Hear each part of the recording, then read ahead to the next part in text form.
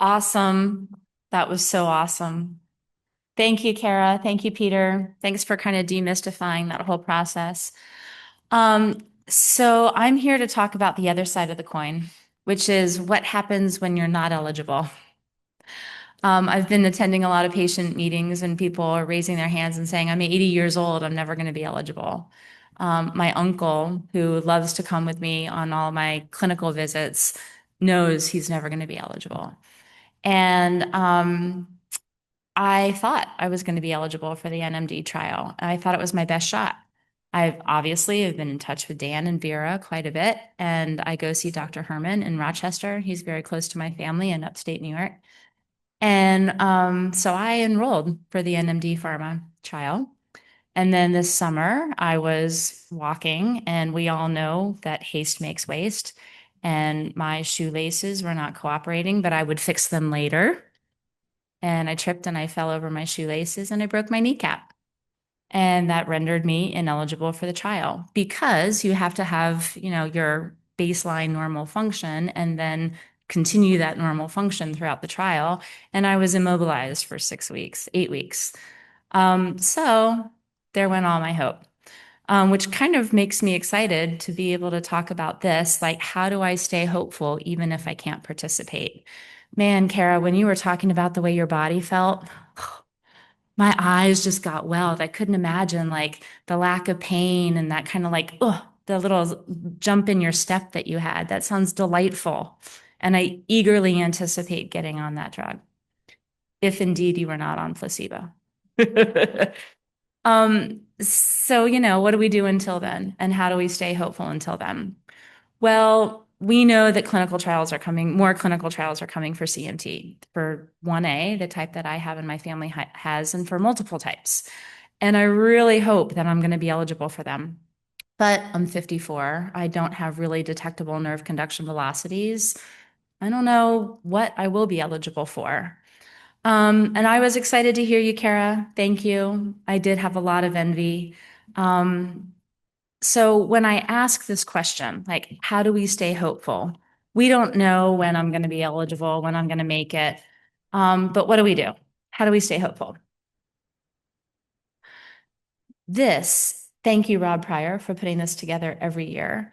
This is the pipeline of drugs that are in the works for CMT. The pipeline means drugs that are under development. Now, I want to point out to you, these are only pharma companies or biotechs. This is not the academic work that's also happening. So when I look at this, and I think 7 years ago, this page was blank. And now this is where we are. Okay. How can you not be hopeful about that? We can talk about the number of clinical trials underway. Those were the 7 that we've been talking about.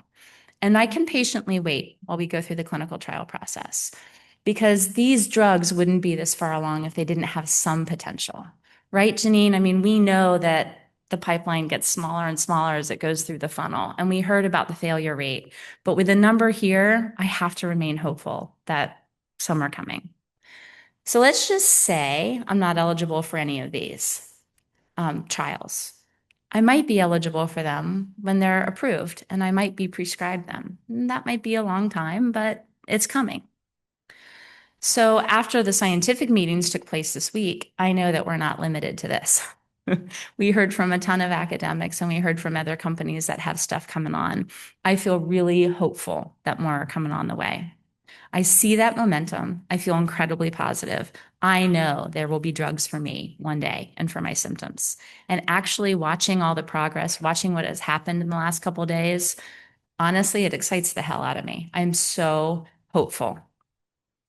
I'm also really excited by the progress that's being made in other rare genetic diseases. Did you all see the story this week about the gene therapy for Huntington's? I mean, Huntington's is a neuromuscular disease that's caused by a gene. Like, y'all, it's coming for us. We see it in SMA. We see it in Duchenne muscular dystrophy. We see it in cystic fibrosis. We see it in sickle cell disease. We see it in Huntington's disease. These are really rough diseases that are paving the way for us. Now we're going to see it in this LPTA and the CMT4J. So we know gene therapies are coming. So all this knowledge that is being gained, it's going to apply to multiple types, if not all types of CMT. We know it's coming. And I'm really hopeful also for that younger generation. I'm really hopeful for Kara. She's going to be able to benefit from the drugs. I'm really hopeful for my cousin's kids who are in their early 20s. We might actually be able to disrupt the progression of their disease. And then imagine, are we doing it for us, women in our 50s, or are we doing it for those little girls, those little boys who might not even be experiencing symptoms yet? We can get these drugs into their bodies before they experience symptoms. They're not ever going to know what an AFO is. They're not ever going to know what an amputation is like.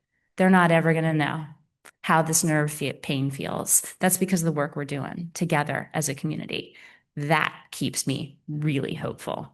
I'm doing it for those kiddos. They don't have to suffer like me. They don't have to suffer like my mom.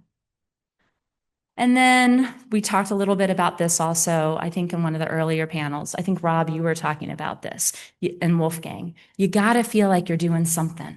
You got to be a part of the solution, right? And so I can take action. I can participate in the clinical trial readiness program. I can go visit my center of excellence. Katie, if you're here in the room, I owe you a visit at Rochester. I know I'm late, but you got to go. We have to go and do this. I have to feel like my uncle does this. He's amazing. He's 78 years old and he still goes and he knows it's not ever going to be for him, but he knows his data is still building that big conglomerate of data for everyone. When I go, they assess my function. They assess my nerves, even though there's not much to find. They assess how well I can walk, how far I can walk, how well I can go up the steps, how quickly I can stand up out of a chair, what I'm holding on to get up out of that chair. Boy, does that make me feel old that I need to hold on to something to get up out of a chair these days. But they're measuring all that. And so they're building this body of knowledge that says, what does the rate of progression look like for someone with CMT1A? And then how does a drug disrupt that? If they don't know what it does without the drug, how are they ever going to know if it disrupts it? And it's incumbent upon us as patients to go give them our data, show them how we're functioning, and then let them build the data out of us. If we don't do that, if we're not part of the solution, I kind of think we might be part of the problem. That's what gives me hope, is that if I can't be in a trial, I can at least show up. I can at least do something. They can see my body and they can use that knowledge. That makes me feel empowered. It makes me feel strong. It makes me feel like I'm helping my cousin's kids. It makes me feel like I'm helping Emma and Ellie, who are here in the room. It makes me feel like I'm a part of the solution. And that does a lot for my psyche. You guys talked about that. It really helps. I can also tell the clinicians and the drug developers what matters most to me. And that's what we want to accomplish every year at this meeting. What matters most to you as patients? What symptoms do you want them to address? Yesterday, we talked a lot about nerve pain, which was really interesting because it's not really on a big list of things that I would say. And as you were talking, I was like, yeah, my feet hurt. Yeah, my back. Yes, yes. You kind of live with it as your baseline, and to raise it up and have it talked about, we can address that pain. We can let them know what the most invasive symptoms are in our life. We think it might be tripping over the toes, but as Chelsea illuminated, it's the fall and the surgery and the 6 to 8 weeks that you're leveled that can be most disruptive. So we can help the clinicians know what to focus on, which in turn helps the drug developers know what to focus on. And as Mary Riley pointed out today and also yesterday, Mary, we're so lucky to have you here. I mean, I don't want to be gratuitous, but we have the world's best CMT clinician in the room. And she flew all the way from England to come and share this knowledge. And thank you for all the work that you're doing. Really.